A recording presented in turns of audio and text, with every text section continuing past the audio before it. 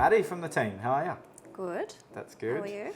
I'm really good. I wanted to get you on and also Erika because you're honestly, the backbone of our system at work. Like a lot of the volume that we do, we cannot do it without someone who actually knows what they're doing, which is you and Erika. And seriously, since you've come into the business, you've just honestly changed my life a little bit. So it's been you've not only helped me with the business, but you've given me a bit more time with my kids and stuff as well. So I really appreciate you.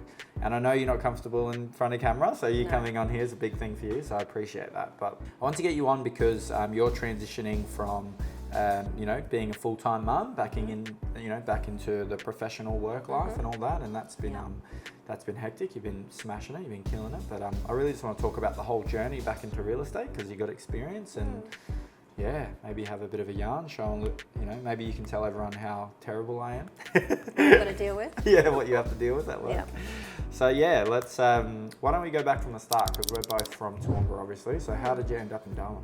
So I was born in Toowoomba and then we were pretty much in Toowoomba, did all our schooling in Toowoomba and then moved to Brisbane, I don't know what year actually, but we lived in Brisbane for about 4 or 5 years. So after I finished school, I wasn't really sure what I wanted to do. I actually was enrolled in a business degree, majoring in real estate and property development. Didn't know that. Because, Wow. So I've always loved real estate, so I did really want to do that, and then I thought I'll just do I'll just do a gap year because I'm not really sure what I want to do. And then I actually started working in a real estate company in Toowoomba, so I was there probably for about 12 months. So, and then Sam moved to Brisbane. So I thought, well, I'm going to move to Brisbane as well. So we moved to Brisbane and then I got another job working in real estate there. That was only for a few months because when I was in Toowoomba, I was in the sales department, but then when I moved to Brisbane, I just needed to kind of transition to be able to get a job there. So it was in property management, which I appreciated my time there, but I just knew it wasn't for me. Tough job, eh? It definitely is. So I met amazing people there. I was only there for a short while and then I actually got a job working for it's almost like residential real estate. So it's a major retirement group in Brisbane. So I got a job working for them and I stayed there for the duration of being in Brisbane. So that was amazing and I loved to be able to get kind of the best of both worlds because I loved real estate so much, but then I also grew up really closely to my grandparents, so then being able to then work in retirement sales and work with an older cohort was just amazing. I loved that. Yeah, you had a pretty strong connection there. Yeah, you really care for people in that way. Yeah, so I loved doing that, and so I worked on the Bayside villages there. Doing the sales and... So you were Redlands? Yeah. Shout out to Joshy. So I'm like, I know where they're from. Because we had villages in Cleveland, Manly and Ormiston. I loved that. And then we made the decision to move back to Toowoomba to buy our first home. So looking back, I'm like, we should have definitely bought in Brisbane, but anyway. We moved back to Toowoomba because we found every weekend we were just going back to Toowoomba anyway because that's where all our family and our friends were as well. So that happens with everyone who's I know. from Toowoomba. I don't know why I they feel do like that, I regret that. I'm like, we should have enjoyed what, in Brisbane and done all the, the things that you can do. But anyway, so we did that and then we ended up back in Toowoomba, which I love Toowoomba and I love all our family and friends there. So we moved back there, got our first house and I had to leave that job in Brisbane, which I was really torn about because I did love it.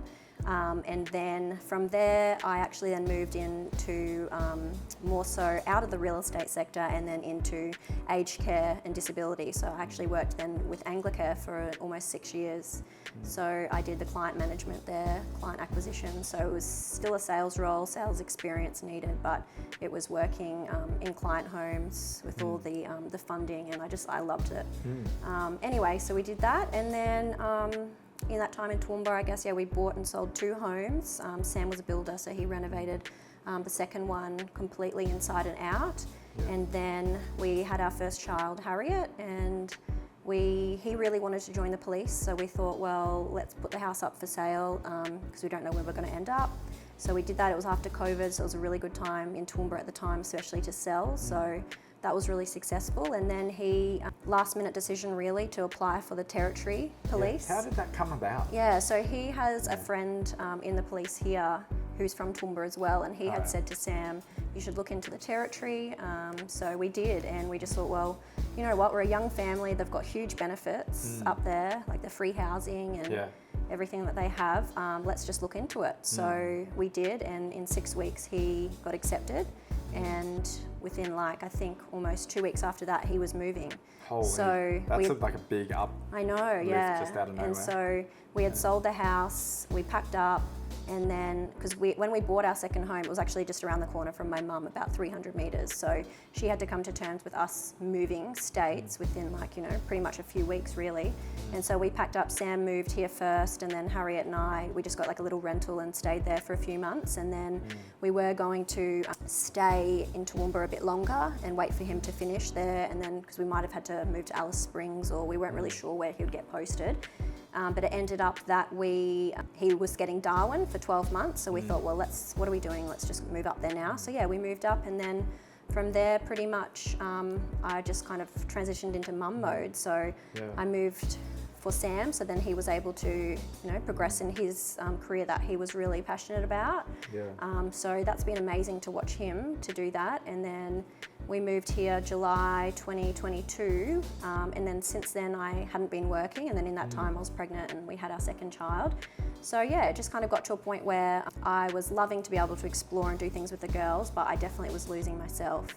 And I thought, I don't have my family here, I've met beautiful friends and connections, but it was time that I wanted to start looking for something for myself. So even now it's still a bit of a juggle, trying to you know, be the default parent while Sam does shift work and not have that family support. But I'm like, I'm going to make it work, because I definitely wasn't, you know, I'm not one just to be able to sit at home and play with my children all day. No, that's for sure. Yeah, you're quite driven, and when we first met as well, it was important to you to maintain that as well, because like your family are really important, but you also wanted to really strive for something for yourself and be challenged and stuff. That's what I liked about you. Like when I look to hire someone, the thing that I like is like humility and honesty at the start. Like, hey, look, yes, I want to work really hard, but this is really important to me as well. So I'm not actually just coming to work just to make money. Coming to work to challenge myself. There's other things that I'm motivated by. Definitely. So that was a big thing that when I first met you, you know, like you just were different, you know, when I first chatted to you. And so obviously, what made you want to actually get back into real estate? Like, how did that even come about? That's funny actually, because I wasn't planning on getting back into real estate. So because I loved it and I'm passionate about it, and I look on realestate.com all the time. Like, I guess it's like another app like Instagram or Facebook for me, but I followed you guys on social media, and I loved the content. I felt like, you know, it was good. It was funny and it was engaging. So I just followed. I don't even think I follow anyone else actually in any other real estate companies in Darwin. So there you go. Wow. I just randomly one day, I think I'd been following you guys for months really, and then you uploaded a story sitting in your car and said you're looking for an executive assistant. And I remember seeing it and I thought, oh, that's interesting, but like I was like, nah, not for me. And then I just I thought about it, but I didn't really kind of think anything more about it. And then I think you uploaded another one, and then I was like, you know what, this is so strange, but I'm just going to message. So I did, and I messaged you, and then you were like, oh, I'll ring you. And then you rang me, and then I think we met the next day or something. And then it all kind of just happened from there. And then when we first met, then I learned that you were from Toowoomba, which not many people even want to know where Toowoomba is. I'm kind of like, you know, like Brisbane, but like inland. I can't even remember that now. Like, it just seems it was wild. That I was like, what, from Toowoomba? So yeah, that was really cool. And then I think it was more so I just went in there thinking, all right, I'm just going to see, because I'd said to you, I don't know if you're wanting someone full time, but this is pretty much like, I don't even really know why I'm here, really. But how did I get here? But I was like, well, you know, I want to have something for myself. So like, look, this is what I know I can do, because I'm not going to just, you know, overpromise and underdeliver when I can't be here all the time, because, you know, I am, you know, a mum, so, and a wife. So yeah, I started with you part-time, and it's just so fun. So now here I am full-time. That's the crazy thing, like when, it wasn't really ideal for me that you went part-time, but I just thought that you were the right person, you know? So like for me, it was like that part-time casual sort of thing was good for us to build a relationship together, you know? And like, see if it would work too. Just to feel each other out as well. Like that executive assistant role essentially is like a business partner role, because it's like you're dealing with the chaos of the business. Like everything that you're doing is usually problem solving. So it's like, it's usually like it's a role where you can get quite like overwhelmed. So you need to be able to operate with each other when you're both overwhelmed. Yeah. You know, so that's why it was a good feeling. So I'm like, okay, let's feel each other out. Let's see if she likes me. Let's see if I like her, sort of thing. And the big thing about you that I could see from the start was just that you have really, really strong problem solving skills. And you can't stop until it's fixed. Like that was the thing that I really noticed about you, which I didn't really see coming. Like I was like, there's something when you're trying to, that was good. Like in a really good way, to the point where you can't let it go until it's fixed, which I need that because I don't have that. We're very different. I feel like which you're I love very, that part. Me too. That's why I think it's so strong. Whereas like all the stuff that I enjoy doing, you don't like doing. And all the stuff that you enjoy doing, I'm terrible at. So I'm just like, well, this is awesome, you know? So the things that, so I guess maybe we'll give the audience a bit of an idea of how we structure things. So at the moment, obviously the way we work in the business is you pretty much handle anything that goes wrong. Like if something goes wrong, you're usually fixing it, not only for me, but also the team. And then any of the sort of systems side you manage.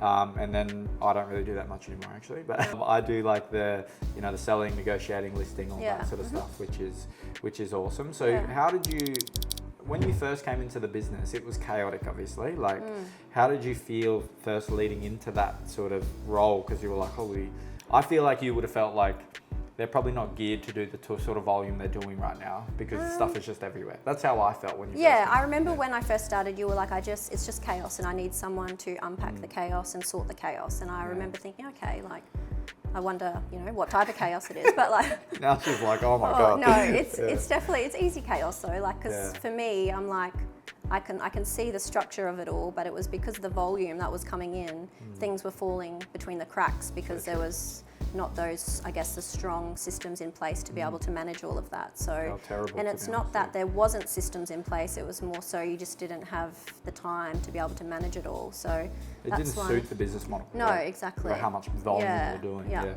And that's what I think is really good with you, with being able to level up and scale your business, is that you know you can't do it all. So if you're wanting to go to the next level with the business, that you need to have other people in to be able to do things that they're really good at. And that's what I'm really passionate about, is making sure that the right people are in the right roles to make sure that it's going to flow correctly. So even now, like, we're still, working out processes and things like that with Erika as well. It just works. It's working really well, definitely. Like, but then even now this week, we're still changing and adapting some, systems, but primarily it's just to make sure that client experience is amazing, and that they're, the reason they listed with you is because obviously they know how great you are, and that you definitely are.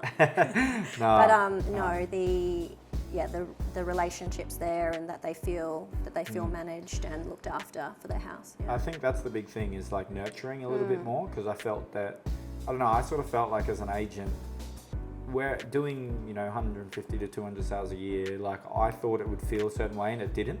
It felt totally different. Like I thought it would be an agent doing 150 to 200 a year is amazing at customer service, and it's just not that.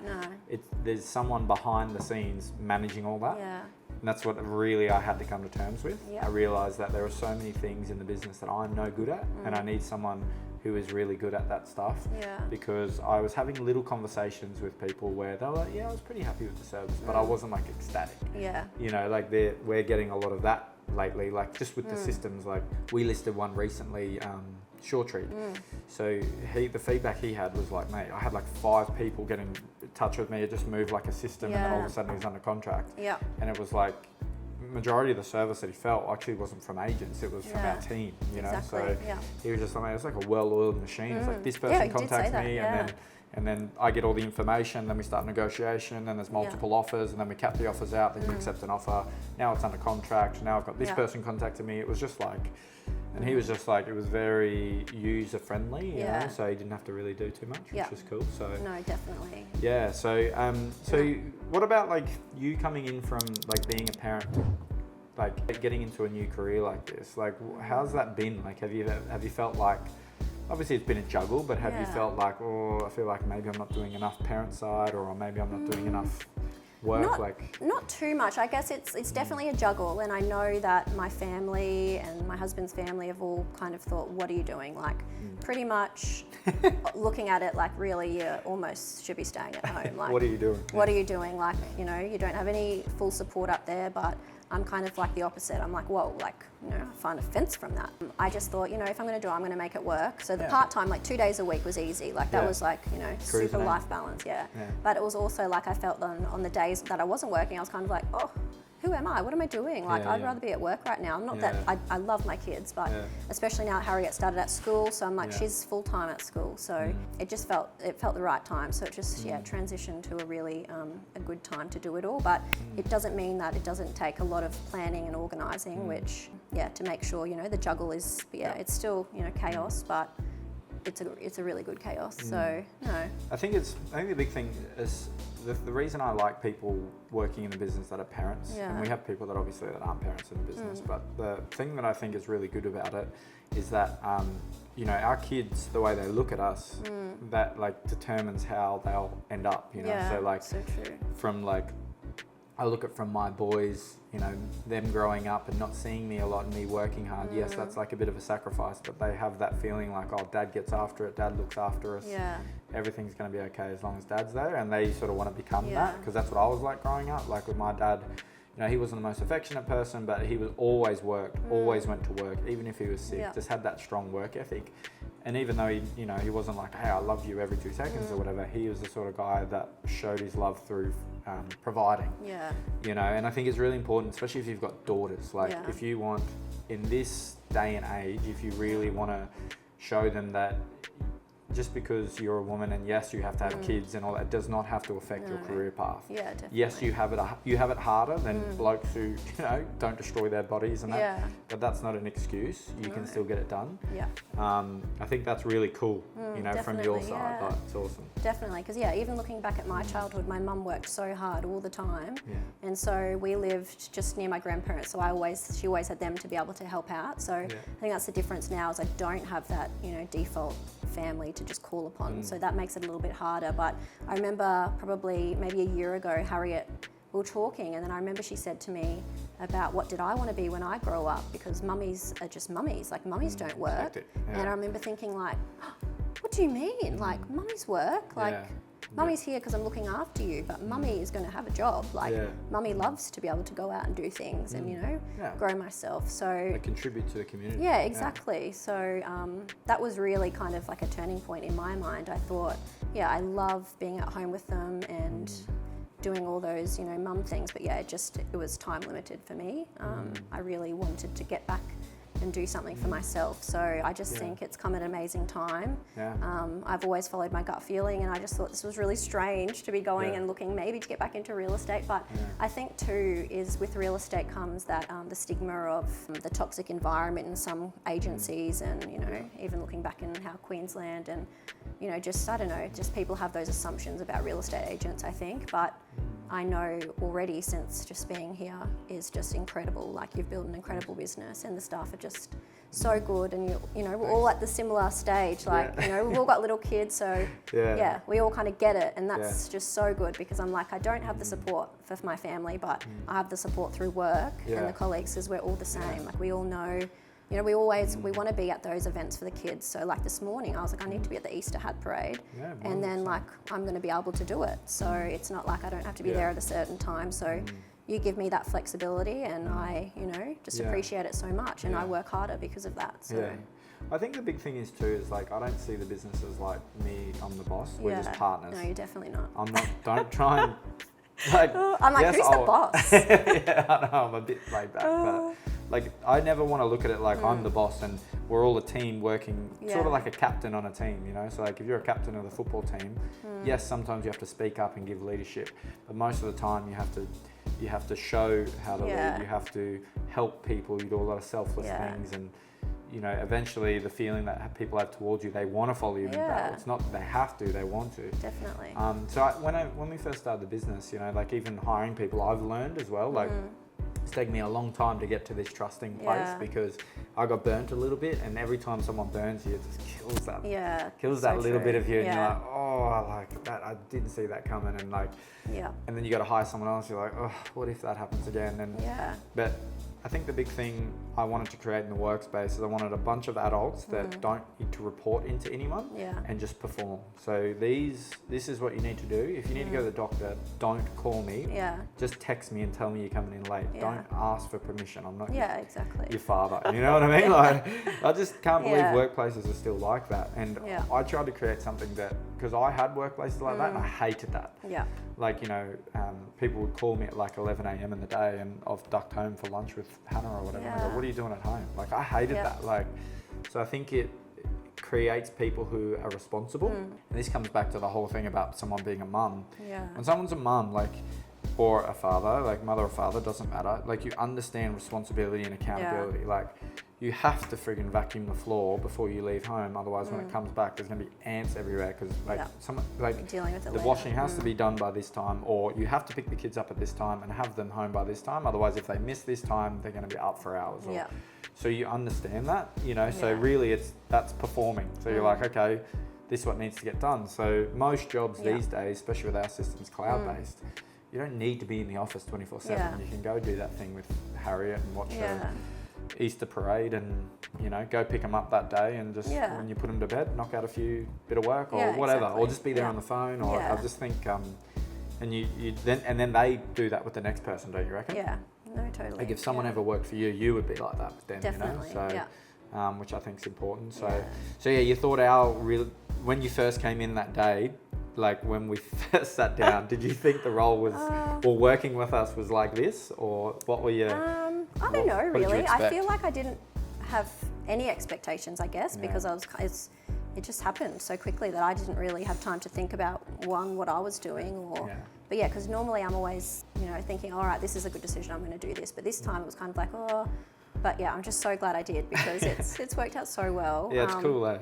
And and I love that now with getting these systems in place that you're able to get home and see the kids and be with Hannah. And because then from my point of view, with Sam working shifts all the time, I know how hard it is when he's not at home. So then that's like when we first were talking, like, you know, you're doing appointments and just working so much, which you still work so much, but just building those new routines to be like, I'm going to be home at this time, or it's like, which is so good. Even just like from my standpoint now, I don't feel rushed in the morning anymore, because I have you there. Like, I guess, just for other agents out there at the moment, if you're doing the volume that I'm doing, this is sort of how we structure it with Maddie. So the most inquiry usually comes into our email and the phone. So we've got an inbound inquiry phone that all the inquiry comes from that, and you manage the email. So I don't ever log into the email until you've gone through it and give me my tasks that I need to do. So rather than me coming in and managing you, you're coming in and managing me on that aspect of the business, you know. So you're like, Jacob do this, Jacob do that, I'll do this, Jacob do this. Which that's changed my life, because now I just come in and the first thing I attack is phone calls. Because I just quickly look and see what's under me. I can do that later today when, you know, my energy has to go into finding a listing today or getting this property sold or whatever. And that I've never had that before. So that allows me to get up normally, not be anxious with Hannah. I can have a nice morning with the kids. Not nice morning, it's usually chaos. Them trying to beat each other up. And by the time I come into work after I've done the gym and stuff like that, I'm just ready to go. Like, usually I'm pretty happy. You know, so that's the thing that you've really given me back, which is like, it's like so powerful, it's like incredible. So the way the business is running now is just, it's awesome, So, definitely is. So what do you sort of see in the future, obviously working as a mum? Do you think it's getting easier as you go, or is it just getting different?